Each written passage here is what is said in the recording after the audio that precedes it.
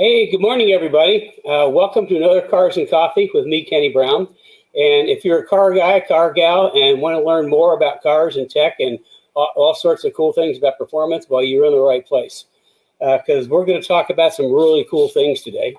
Let's see, on the list, we've got, this is going to be good. We're going to talk about the performance planning, the 5 critical steps in performance planning. This is something we talk about heavily in the workshops, and also we focus on it pretty heavily in the Speed Therapy Academy. Also, the Speed Therapy Academy, there's another one coming up. I'll talk about more about that in a little bit. We're also going to talk, this is on the tech side, on what Kenny's working on category.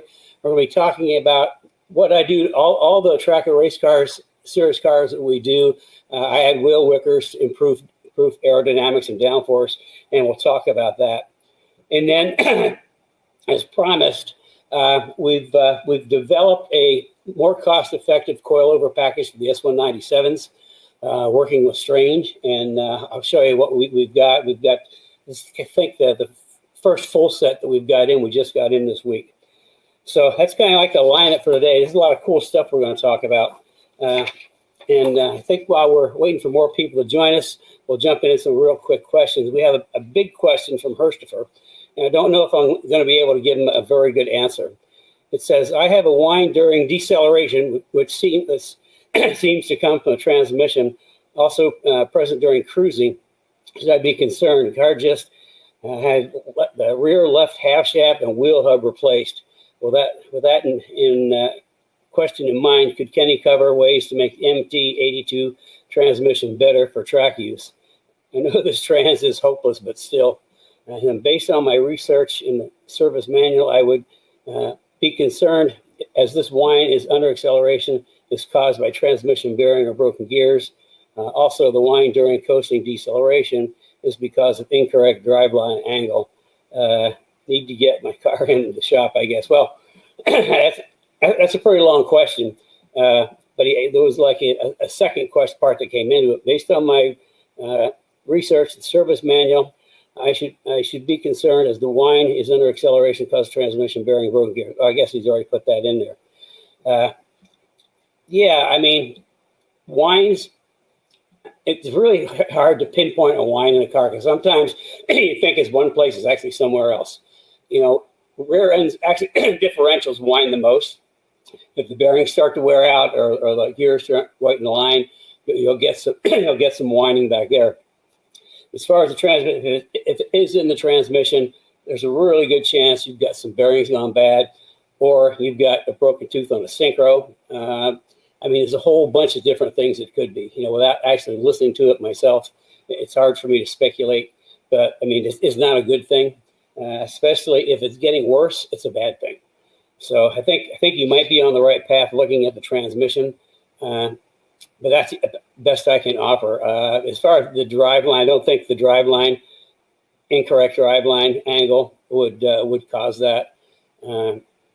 Typically, that's you've got a 2-piece drive shaft, and they don't whine. It's a live axle car, and the pinion angle is wrong, then possibly. But yeah, I think I'd kind of concentrate on the transmission, and you're going to have to get an expert opinion from like a local service guy, somebody that knows those cars. And as far as improving the MT82 transmission, you can always put some like the extra slippery stuff in to make it shift better. What we do is we get rid of the factory shifter. I just hate them. And we put, I think we use these Bartons. We use a shifter to mount the entire shifter mounts on the transmission. Part of the problems with the 197s and 550s is half of the shifter mounts on the transmission and half mounts on the body, which means that you got 2 different things moving in 2 different directions. So under hard acceleration, engines torquing, they kind of get screwed up. So we put shifters that mount directly onto the transmission, and they work a whole lot better. I mean, that's about the best you can do with an MT82 transmission. But yeah, that's going to lead into the next question, which is really, really interesting. This comes from Alessandro. He said, the best DCT or sequential for Mustang S550, pros and cons and costs. Okay, DCT is dual clutch transmission. It's kind of like, it's a pretty cool transmission. On a lot of high-end cars. And the thing about a dual clutch transmission is the shifting is absolutely seamless, because it's got almost like two different transmissions in one. I mean, you can just shift, and the shifts are just lightning fast and totally transparent. Extremely cool transmissions. However, we talked to Tremec, this is a number of years ago, about putting a dual clutch in some of our cars, and the big challenge is the electronics. To have a dual clutch transmission, it has to be wired to the engine, and you have to get the engine and the transmission talking and working together. So that's the biggest setback to trying to use a dual clutch transmission, is just the whole electronics issue. I mean, you have to have an electronic engineer, I think, work all that out. So the next one is the sequential. Okay, so what a sequential transmission is, I mean, you don't, like a H pattern, you have shift, shift, shift. With a sequential on a stick, it's just bang, bang, bang. Bang, bang, bang one way, bang, bang, bang the other way, and it shifts, like really quick. The thing about sequentials is that in the transmission itself, there are no synchros. What they have is something called dog rings, which we use in like race car transmissions since forever. Have had dog rings instead of synchros, because synchros you can't shift fast or hard, and it just won't work. What a dog ring is on the gear, there's some like little cogs, and in between there's another thing that has little cogs, and when you shift, they just instantaneously lock together. So you don't need a clutch, you can just bang gears. So in order to get a sequential to really work, you need a dog gear type transmission, which is not super practical for the street. But nevertheless, there's a number of decent ones out there. There's the thing about, if you're looking at a sequential, first thing you have to look at is what the torque rating is. Because there's a lot of sequentials for smaller cars that only go up to like 350 on torque. Those are the ones that are reasonably priced. The decent ones that I've looked at in the past, like for a Mustang, they'll take like 600-700 pounds of torque, start around $18,000 and go up from there. And then you've got a lot of other things you have to go with it. You can, if it's sequentials, you can either have it so it's like a stick shift, bang, bang, bang. Or, I mean, you get really fancy, you can just change it over to a sequential transaxle with paddle shift. I mean, you're talking like serious money to do that, although that would probably be the best, is get like a sequential differential. But then you have to have either pneumatic or electric paddles. I mean, it'd be cool, super expensive, but kind of combining the two questions, and the best solution is just simply the Tremec Magnum XL. I mean, it's a 6-speed, it's a great transmission. They shift like butter. They're like 600 pounds of torque. I mean, it's a great alternative. And the other pro to that is it drops right in. There's lots of people that have all the components. You need to just drop it in, bolt it up, and you're done. With sequential, there's a whole bunch of engineering that would have to go into getting it in, and then getting, the actual, if it's not a stick shift on the tunnel, to get the paddles to work. So, I mean, a dual clutch would be awesome, but just the electronics would be involved in getting the transmission and the engine talking together would be pretty significant. And then a sequential, I mean, if it's a race car, man, sequential is the only way to go. You can pick up a lot of time. You can drop you drop seconds off your lap with sequential transmissions. I was just thinking how many times you shift going around, and if you shift, it's only like half a second or even a second. For every shift, you start adding that up, and that's a whole bunch of seconds. But if you just shift and bang the gears right there, you're picking up time. So that's kind of like, my view on it. I mean, the best thing is just the Magnum XL. And if you do get the Magnum XL, there's two versions. The one you want is the one that has the 0.8 fifth gear. There's one that has like a 0.7 or something like that. You want a 0.8 fifth gear, just in case, because fourth gear is 1-to-1 ratio. And if you've got like 373s or 410, it might be like in some tracks, you got a really long straightaway that you just need to drop it into fifth gear for a little bit. And if you've got like an overdrive type fifth gear, you drop it into fifth gear and the car will slow down. If you got the 0.8 and you're going to still pull. So I mean, that's my recommendation. The Tremec Magnum XL is a wonderful transmission. So I think we had another late question come in too, didn't we, Carrie? We sure did. Here it is. From Carrie B. When torquing the bolts on the control arms after installation, should the car or suspension be loaded? Yeah, that's a good question, and I've got two answers. We've got two different situations. If you've got like factory bushings or urethane bushings, you don't want to do the final torque until the car is setting at ride height. Especially if you've got like rubber bushings, factory bushings, you want to be sure the car is setting at ride height.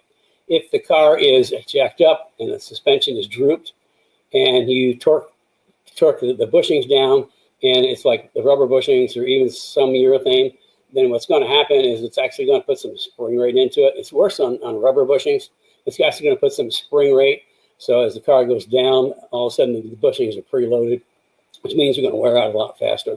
Urethane isn't so bad because that actually moves, but I'd still just do them when you're at ride height. Now, like on our rear grip kit with all the rod ends, it doesn't make any difference. It makes zero difference because the rod ends have such good movement that it doesn't matter what position they're in. I mean, they're locked down, the ball's locked down, but the control arm keeps going up and down. So if you've got rubber bushings, absolutely torque your control arms when it's at ride height. I'd also kind of recommend that for urethane, although it's not really as critical. But for like our suspensions with rod ends, it doesn't matter which position you're in, you just bolt them down. Okay, so let me grab my whistle. Okay, we want to talk about the five critical steps in performance planning. Now, I go over this in a workshop. I think we're going to do a workshop here coming up, not too distant future. And then we go into in great detail in the academy. And Carrie has informed me that it looks like we're going to have a fall academy starting in August. We've got academy going right now, and it's going well. The second one, the third one, we're going to start at the end of August. So if you've got an interest, and a lot of people expressed interest in doing the academy, we can actually get you signed up anytime for the let's call it fall semester, for lack of a better thing. So, and you can just either through the messaging here or call in and talk to Carrie, and we can get you set up. So anyway, here's the five critical things that we talk about in performance planning. And planning is so important. If you're going to go on a trip, and today all you got to do is talk to your phone and tell you where you want to go, and poof, all of a sudden the whole route's planned out through the nav. But let's say pre-nav, if you wanted to go someplace, you have to pull out a map and say, okay, I'm going to go here and figure out the best way to get there. Well, performance planning on a car is absolutely no different. Because the number one thing in performance planning is start with the end in mind.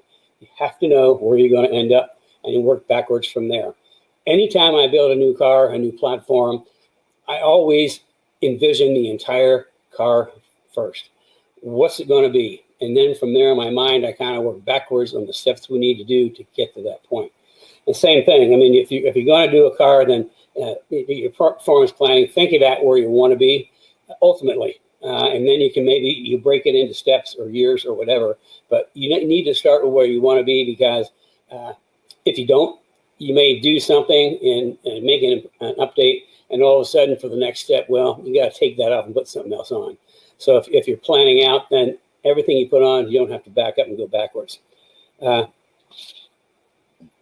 next thing is decide whether you're going to build a street car, a track car, or a race car, because the criteria on components are not completely different, but very different from each of those. Because you don't want to put race car stuff on a street car, and you don't want to put street car stuff on a race car. So you have to make your mind up which it's going to be. And the track car is kind of in the middle.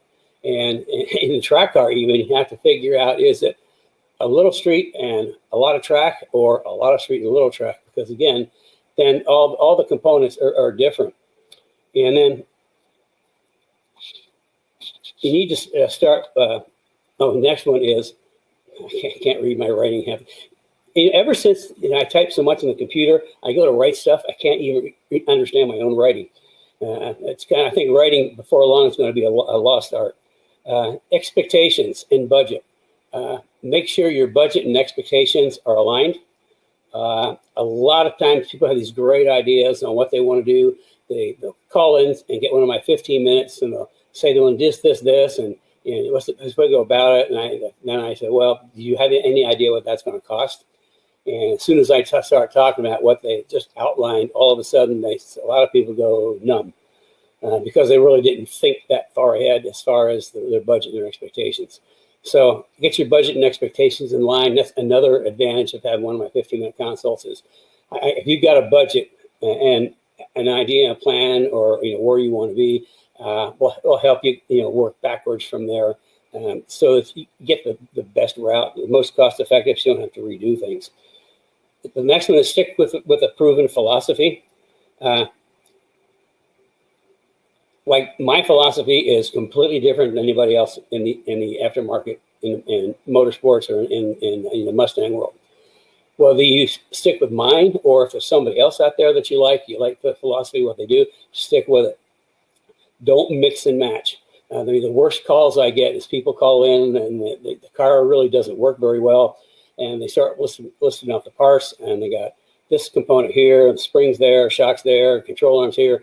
They get everybody's parts on there. As soon as you start putting a whole bunch of parts from a whole bunch of different places, what you're doing is, you might not realize it, but you are on your very own R&D program. And, because you're going to have to find out how all that works together. When people call in, they got all that stuff. I mean, I don't have good answers because I don't know how all that stuff works together because I've never done it. With mine, mine's philosophy is pretty straightforward. The whole suspension system we do now started in 1986, actually 87, with the championship Celine cars, and it's progressed to the point it is, up to actually AGS 4.5 now for the S197s. So, stick with a philosophy, whether it's mine or somebody else's, because if you stick with, if it's like, another company and you like them, you've had a relationship with them before, stick with them. Because if you have a problem, they're going to be able to tell you how to fix it. If you're working with my philosophy, my stuff, if you have a problem, we're going to be able to tell you how to work through it. And then the last is choose your parts carefully. The worst thing you want to do is you don't want the cheapest parts ever, because the cheapest parts are the most expensive. And if you long term, cheap parts are expensive.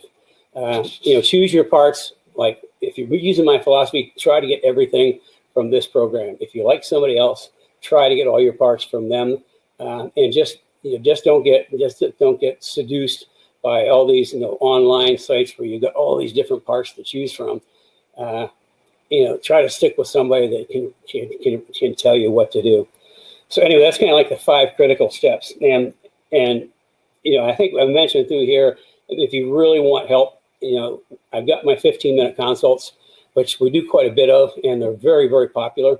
People are pretty blown away to actually take the time to talk to them and share real information, not something somebody read on the internet or heard.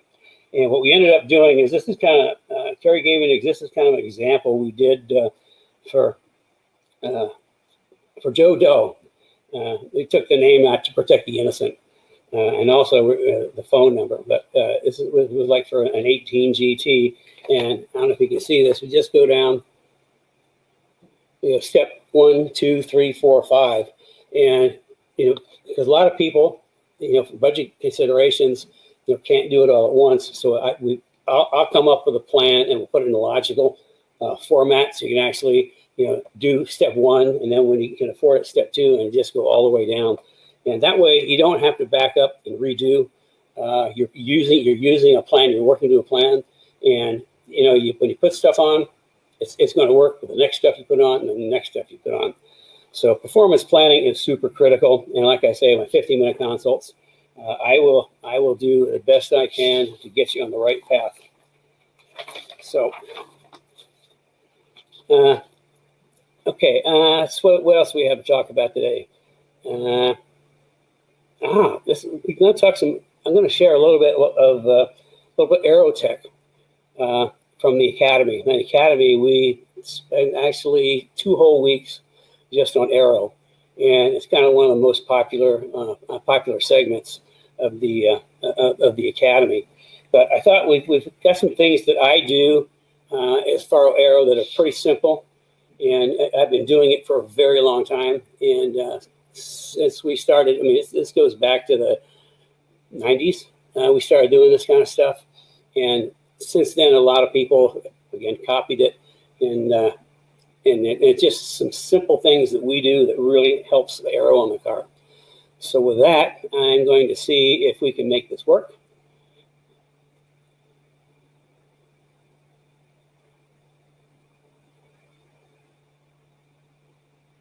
Ta-da! Okay, there's 2 little videos in here. When we tested it, Carrie said that they're a little bit small and that the sound was low. So we're actually we'll post this whole presentation in the society so that you can go back and look at it and download it. But here's some of my personal tricks I'm sharing with you, and just a little peek into what we talk about in the Academy.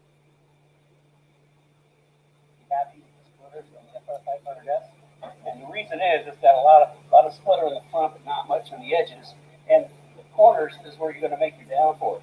So what we've done, we've actually added an extension down here, fog line around. You can? I'm not seeing it. You're not seeing it? No, I'm seeing you drink a cup of coffee. Okay.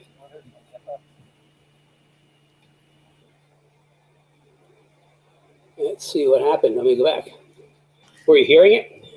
I was hearing it. We just couldn't see it. We're just looking at, like I said, you drinking a cup of coffee. So. I wonder what happened. Well, go ahead and get in it again. Well, I don't know what happened there.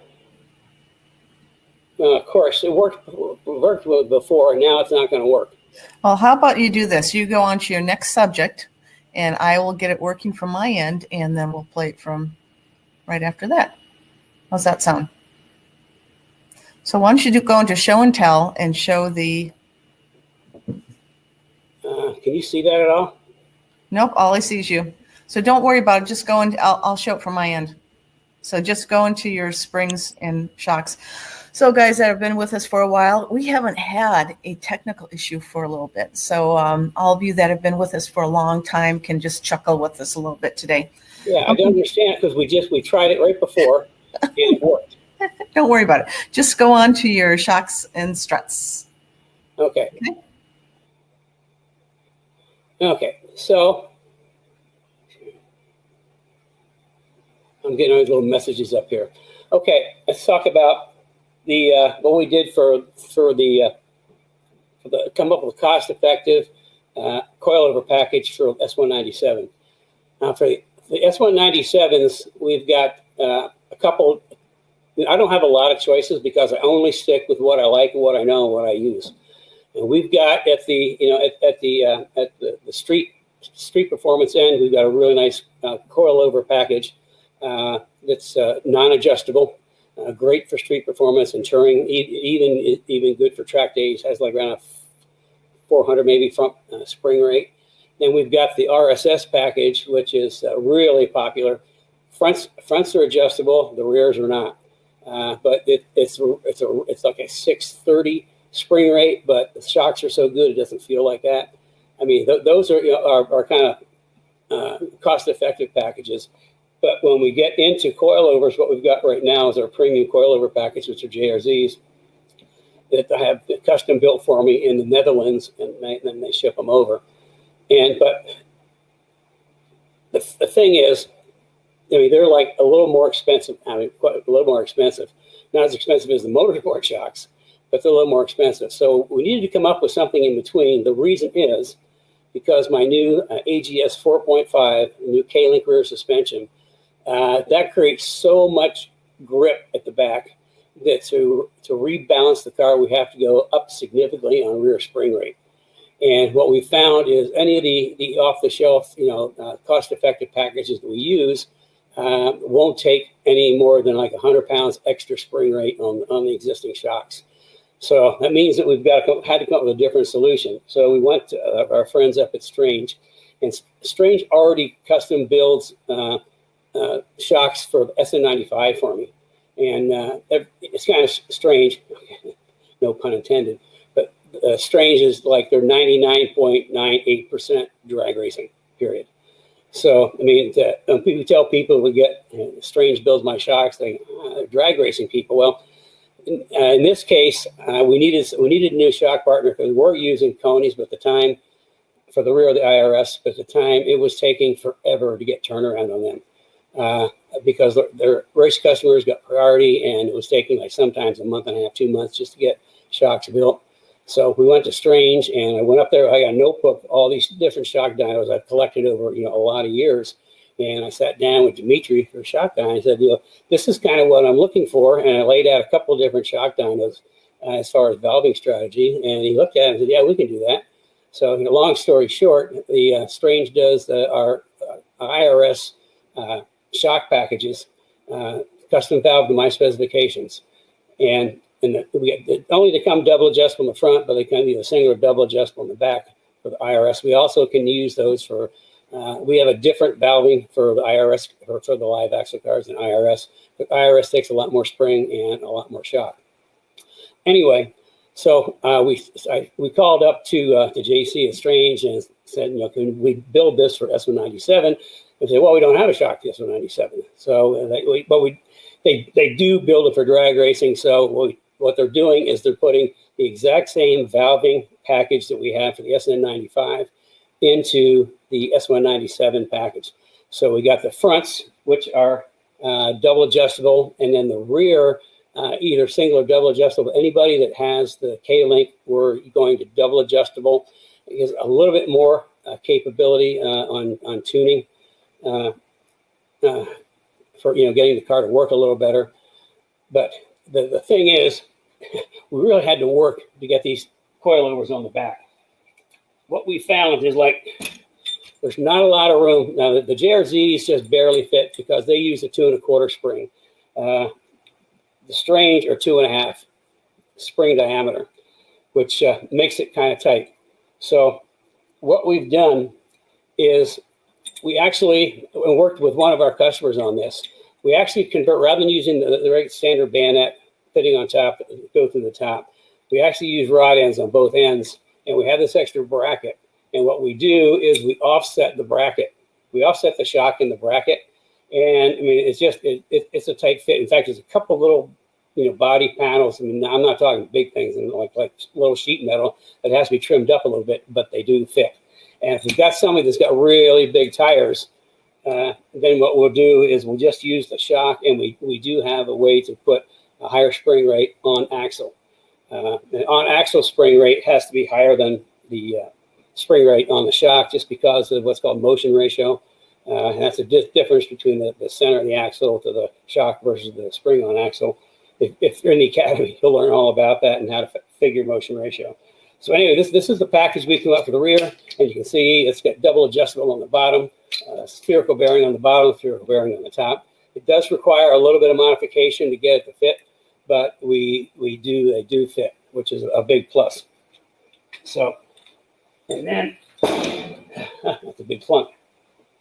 And this is the front coilover that they make double adjustable. You can see the bump adjustments on the bottom, rebound adjustment on top. And I had to, the reason, if you order a spring and shock package from me, it's going to come just like this. It's going to come pre-assembled, and they're going to be pre-adjusted to a base adjustment that you can start with. Now, the thing is, the reason we do that is I have to get the spacing right to get the camber plates on.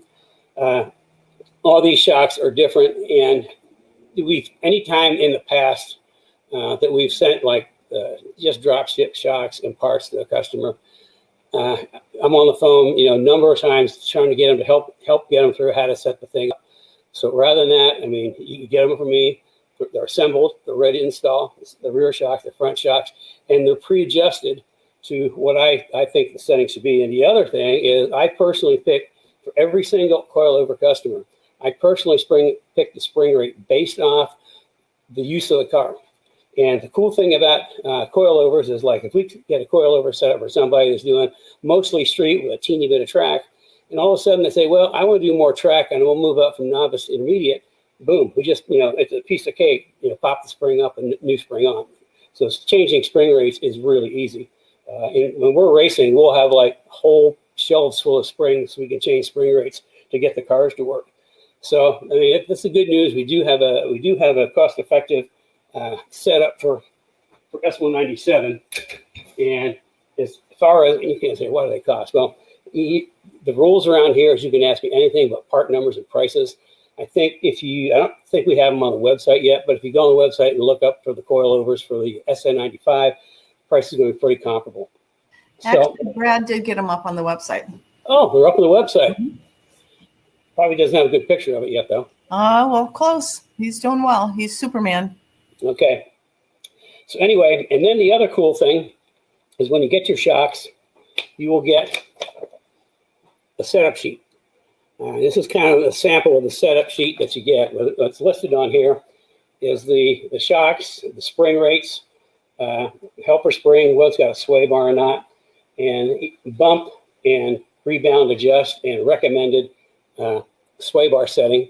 And we're going to add a line now. We're going to have added a line for the K-Link, because the K-Link that's another thing that you have to talk to me about. Because the K-Link, we have to get the spring rates, rear spring rate close to the front spring rate. Also, depending on what size tire, the diameter of the tire, will dictate what size radius rods that we use to get the right roll center. Speaking of K-Link, I think we're going to do another introduction. We've done two and a half batches of K-Links right now. They're out in the field, and we're ready to do another batch. So we'll probably do another I don't know, reveal or workshop or whatever, but we're going to go through the whole K-Link thing again, and the results we're getting from customers is just phenomenal. I think Steve out in Oregon picked up 3 or 4 seconds the first time out and did a little tuning and picked up another couple seconds.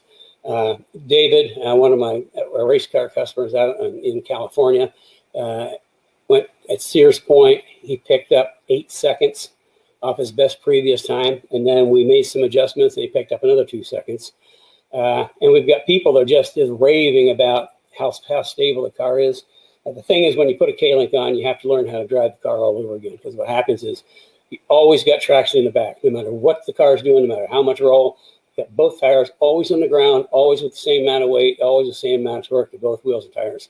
We've got one customer with a GT 500 that's really had to kind of relearn a lot of things, because he's going around the corner and he's used to that inside wheel, kind of lifting up and waiting to get back to the gas. It doesn't lift anymore. So he's having to relearn. Anyway, the K-Link is an amazing piece of kit. I mean, you don't pick up tenths of a second, you pick up seconds on lap times. I mean, a lot of seconds. So we stay tuned, and we'll schedule another reveal, I guess we'll call it. Another opportunity for the next batch of people to buy the next batch of K-Links, but a really cool product. But I got everything in today. Talked about 15-minute consults, which I strongly recommend. If you got some questions that you can't get an answer to, set up a 15-minute consult. I think Carrie said today somebody scheduled one on a Mercury Marauder, which we used to build, but we don't build them anymore. I'm sure they want some kind of information. So I'll have a chat with them and see how I can help. And even so, like a lot of people call it, set 15 minutes up for technical things. And again, I'll try to help. So we've been through the build plan. We've been through the S197 shock setup, which we're pretty excited about. And gosh, we're on to, can you get the thing to work? Carrie, do you think? Carrie? I think I lost Carrie.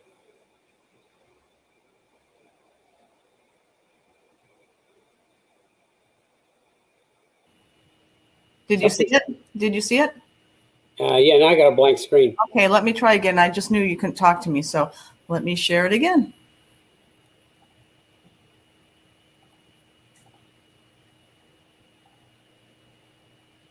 Nothing's happening. Okay, I have no idea what's going on. Okay, let me try again from my end, because it worked before. I know. Remember to put the volume on.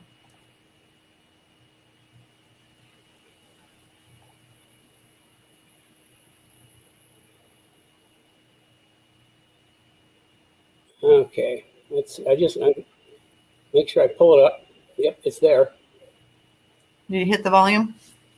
No, I mean, I just want to make sure the PowerPoint was still up. So we will try once again.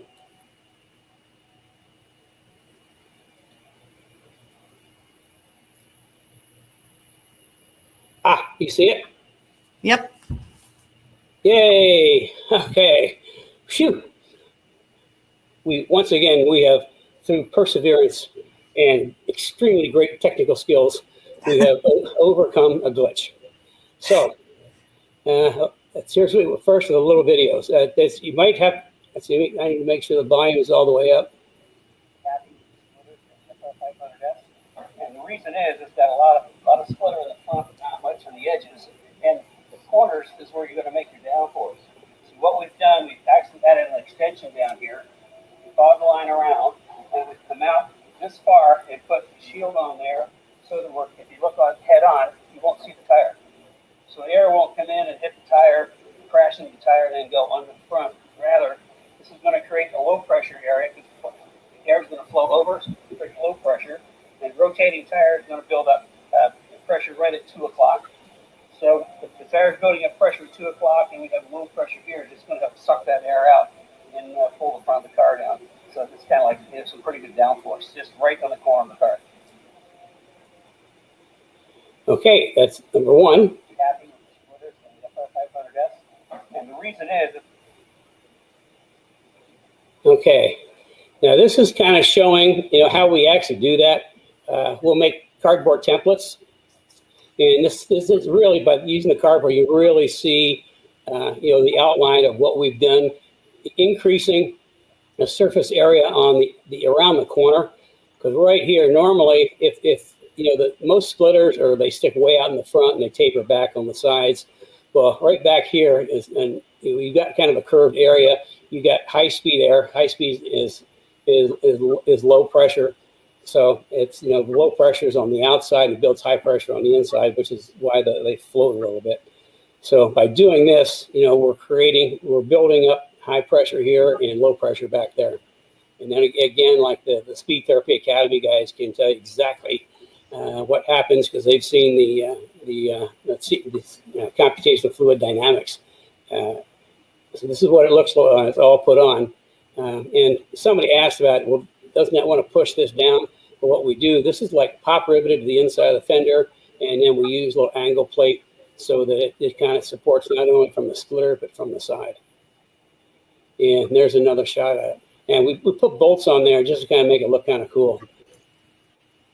Now, this is the same thing we do at the back. I can see the side splitter here, and this is covering the tire. I mean, if you get down on your knees and you look straight back, if you can see any of the tire, front or rear, then the air can see the tire. The air sees the tire, it's going to hit the tire, and it's going to, some's going to go around the outside, some's going to go the inside. You don't want it on the inside. the whole purpose of this is a rotating tire, and I'm looking at it from this side, would have a high pressure area built up right about 2 o'clock. So by adding this little bit of a lip on here, what we're doing is we're diverting the air out, which means this is going to be some low pressure. And with the low pressure, it's going to help evacuate the high pressure off the tire so that it doesn't build up pressure on the car and keeps the back of the car down. So now here's kind of another view of that, what we do. And this is something, my gosh, we've been doing for years and years. I mean, everybody thought it was revolutionary back in 2000, I think, when we had all this kit on Kermie. And any of the track cars that I built, you're going to see this exact same thing every single time. And it's all about managing the air. There's another shot of it. Now here's an example on S190 and SN95. Again, it's the corners that we're looking at to build some downforce. So we've built kind of corner splitters on here that come out. And again, we're looking at shielding the air from the tire. If the tire were on and you're looking at it straight on, you would not see the tire. You would just see this. So air is coming around here. It's going to be coming across and not going in under the car and making a little low pressure, just like I explained. And it creates some really nice downforce without a whole lot of effort. And here's another view of it from the side, and you can see how much we brought this out and added the shielding on the fender. And here's a side splitter that we like. It's in 95 cars. It's easy to do at ABS because under the rocker it's dead flat, which makes it really handy. But the whole idea about having a side splitter is because the body is curved here. Air wants to come. You're going down the road. Air wants to follow this curve and roll under the car. Well, the more air you put under the car, the more positive pressure you're building. And, the top of the car is curved, so that's got negative pressure. So, going down the road, that's why some cars get really floaty at high speed because they're building high pressure under the car and then low pressure on top. With this way, if we put this little splitter on there, it kind of keeps the air from rolling under and helps keep low pressure under the car. So,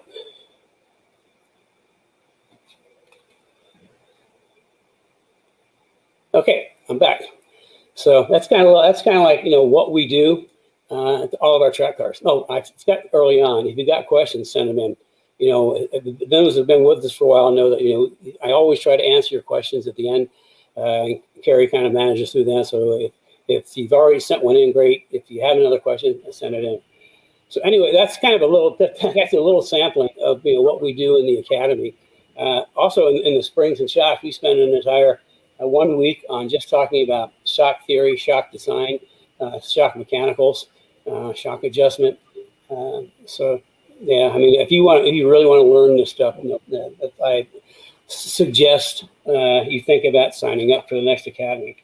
So I think I've been through everything. Let me look on my list just to make sure. You know what I forgot, Carrie? YouTube. YouTube. We need a hat trick. Like, subscribe, and bell. So hit all three of those. If you don't, it might rain on you today. And then Facebook, do the like and share with your buddies. So that helps us spread the word. And the more people we get involved with this, the better it gets. Because the more questions we get, and the more tech things I can answer, the more solutions I can help people with. So I think I've gotten through everything, Gary. Great. Just one more thing also for the people, there's a lot of people that watch after the fact, and even those that are live right now on YouTube, on the Kenny Brown Performance TV YouTube channel. We have all 62 episodes of Cars and Coffee, along with different sections with different tech tips. So if you're looking for a tech tip, something on brakes, we have a brake section where you can go through all the Kenny's tech tips on brakes. That's just an example. There's a whole bunch of other subjects there, so it's a really good resource for you. The other place where there are resources is in the Speed Therapy Society. That's our private Facebook group. So make sure you join up for that, and you'll find out about all the events. That's where a lot of our online live events are held as well. So let's get on to some of the questions, Kenny. Okay. Okay. And first of all, I have Herstifer, which is an interesting comment, and this kind of we'll kind of just read it. It was really nice, Herstifer. This is great. Herstifer comes from our Speed Therapy Academy. He's actually one of our alumni right now. So the big thing about Kenny philosophy is that he knows what a race car is, and it will make your car magic. I'm sure that his cars drive amazing, even if I've never driven one. If you follow his philosophy, you will have amazing moments with your Mustangs.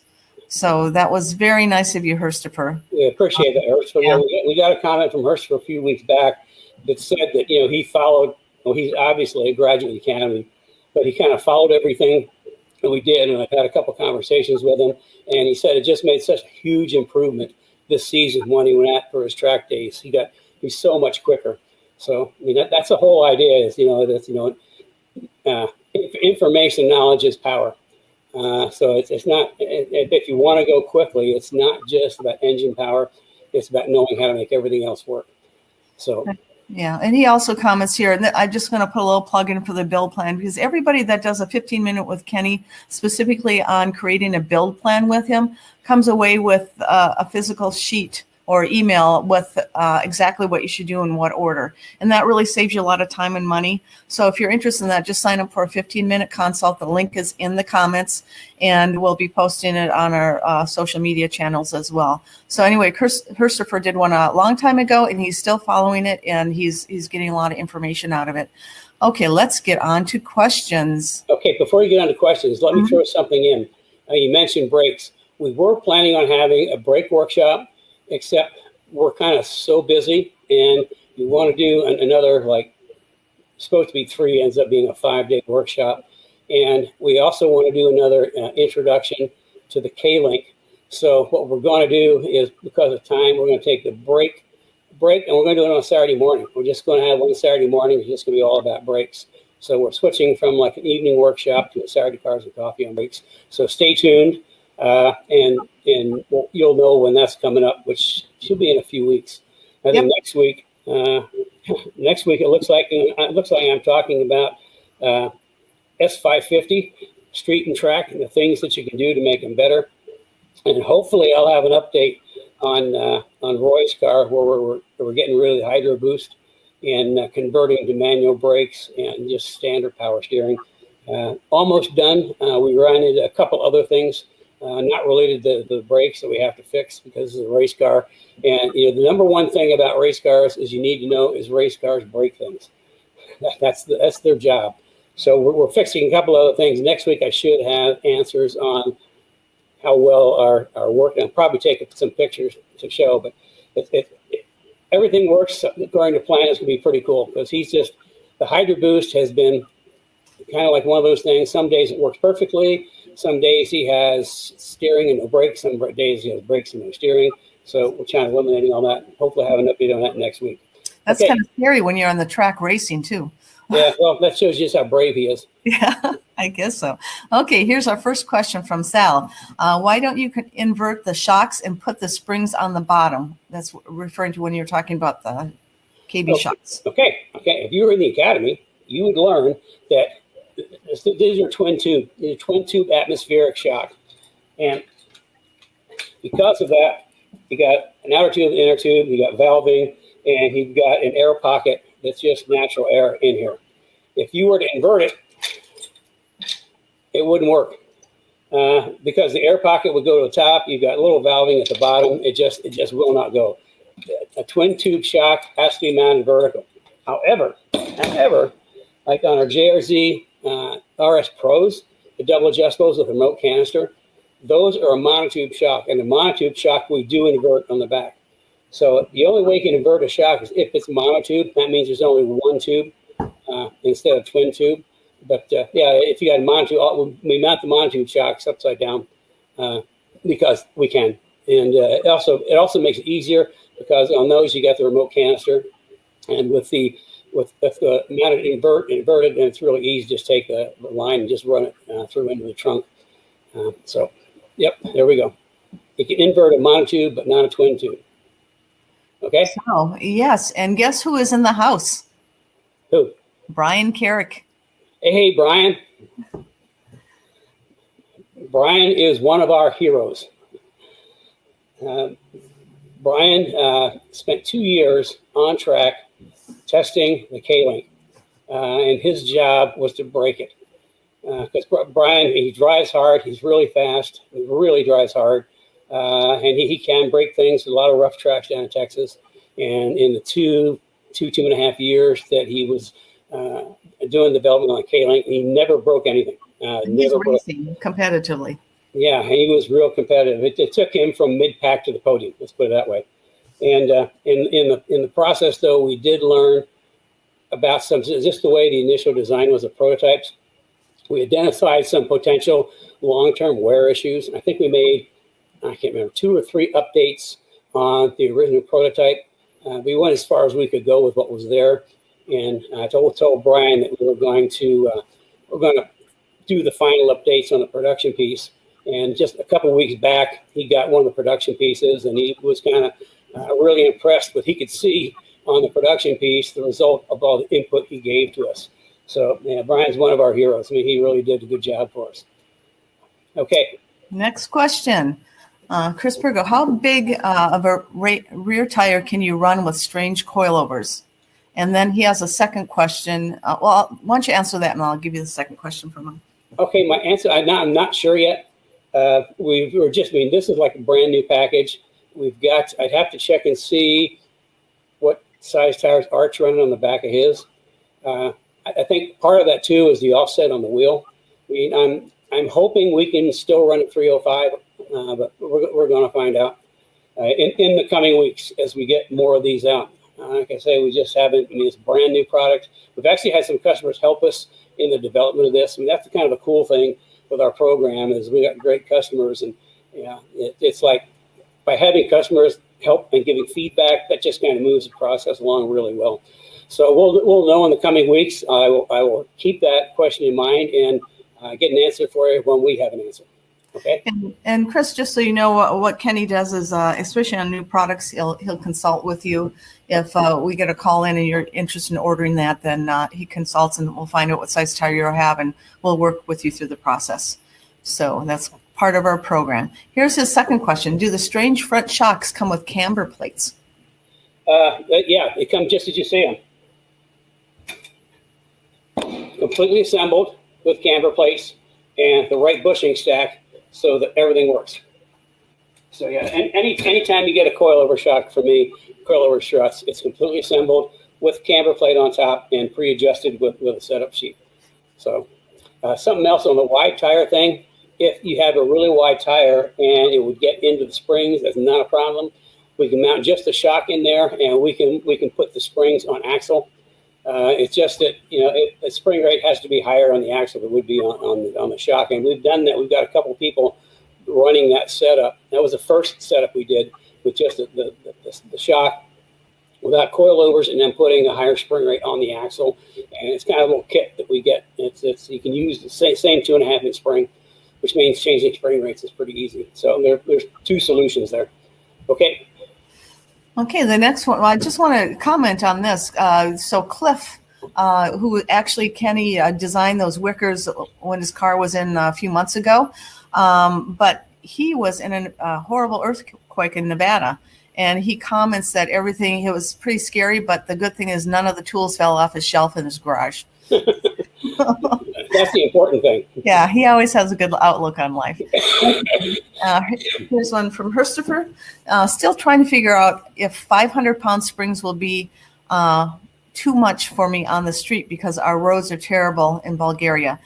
Even OEM suspension is not great. Do you have any comments on that, or do you want to answer it? Yeah, we did the whole 550 suspension is a lot different than anything that came before it.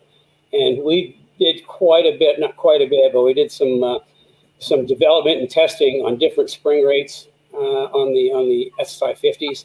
And a lot of it boils down to the shock package, the valving in the shock. And if the shock valving is really aggressive, 500-pound springs is going to be pretty sporty.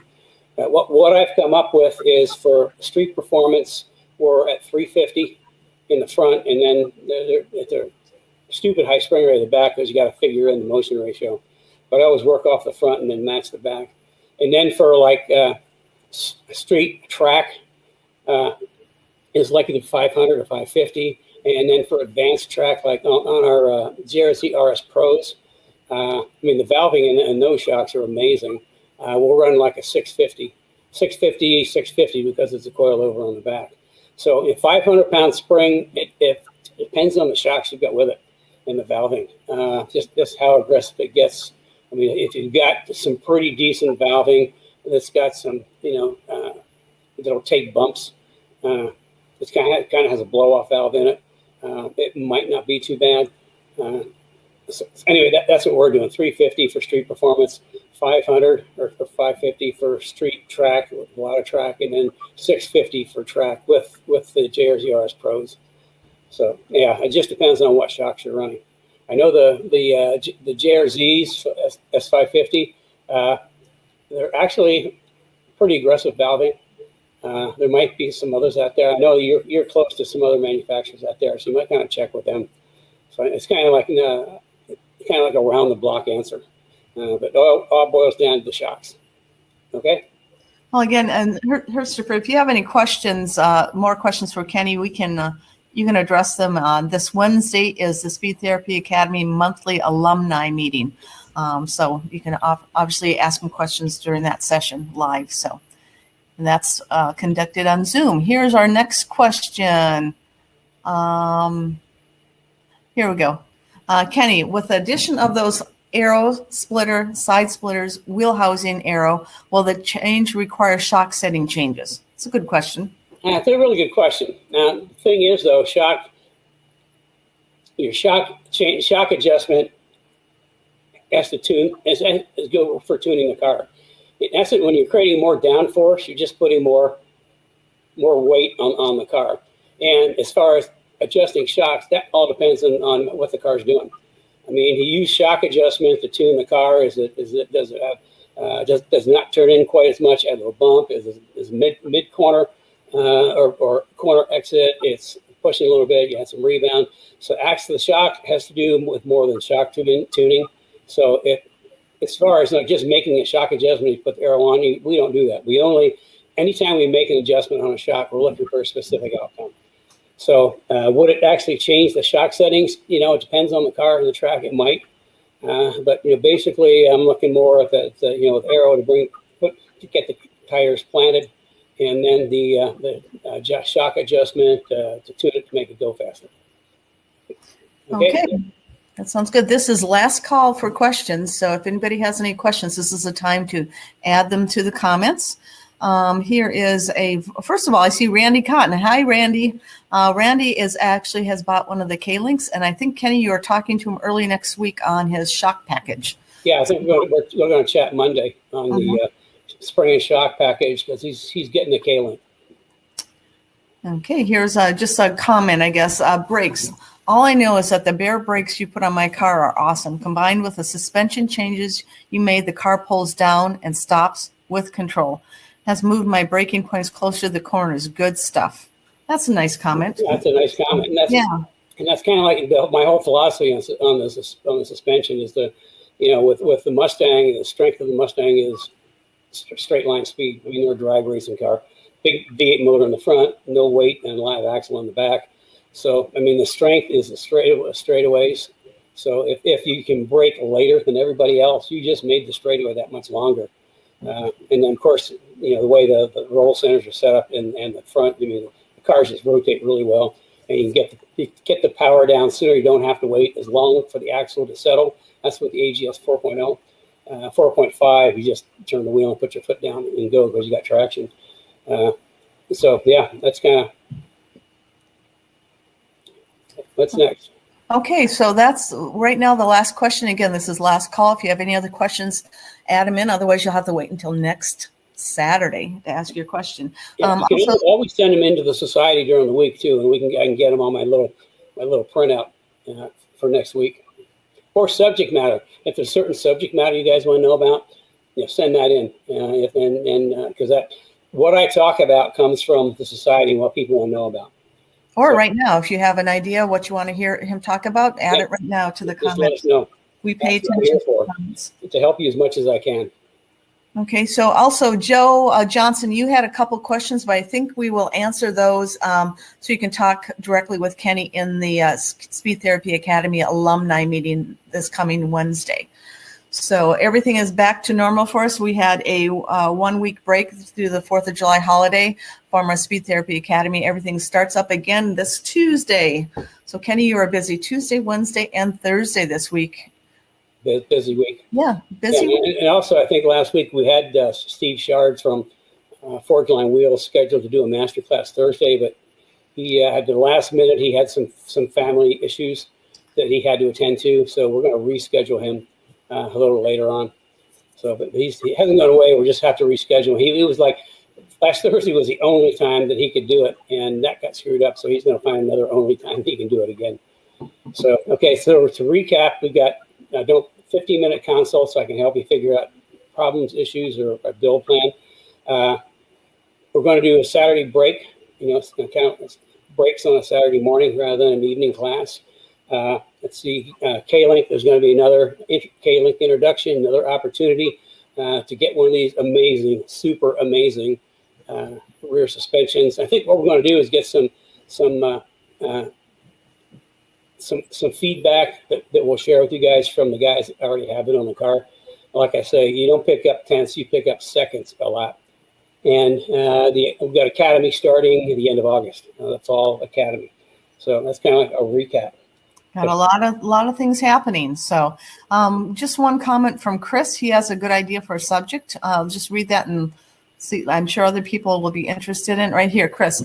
I have a good subject. How to cover items to protect from heat. I burned up my starter on track. Have to cover it and maybe some other things. Oh, that's a good. Yeah, we can talk about that. Heat. There's a couple of things in track and racing. Your enemy. First of all, weight is your enemy. The more weight you have, the slower you are. The other thing is heat management. Because cars, engines create big bangs in the cylinders, and those bangs creates heat, and that heat goes somewhere. So yeah, we can do a little bit on that. Yeah, that's a good subject to cover. Okay. Okay, great. And I guess we can be done. I just want to mention, if you have a number of places to watch Kenny Brown Cars and Coffee live. You can watch it live on the Kenny Brown Performance Facebook group, in the Kenny Brown Performance Speed Therapy Society private Facebook group, and also on YouTube, Kenny Brown Performance TV YouTube channel. And then if you're watching afterwards, I would recommend going to our YouTube channel and viewing the replay there. Okay, I think we got everything in. Well, that's it. That's it for us, me, you, us this weekend. Have a good rest of the weekend. For the Speed Therapy Academy guys, I will see you Tuesday night on Zoom, and Wednesday and Thursday. This is a busy week for the Academy guys. So everybody else, have a good weekend, and send some subject matters in you'd like me to talk about, or questions. I mean, that's what I'm here for, is to share what I can from a lot of you doing this stuff. So anyway, glad you could join me this morning. I hope you learned something, and if you did, pass it on to your buddies, because the reason I'm doing this is there's so much bad information out there. I tell people the two worst places to get information about your car is in the paddock, on the internet, or of course that guy down the street that thinks he knows everything. So with that, have a good weekend, and I will see everybody next week.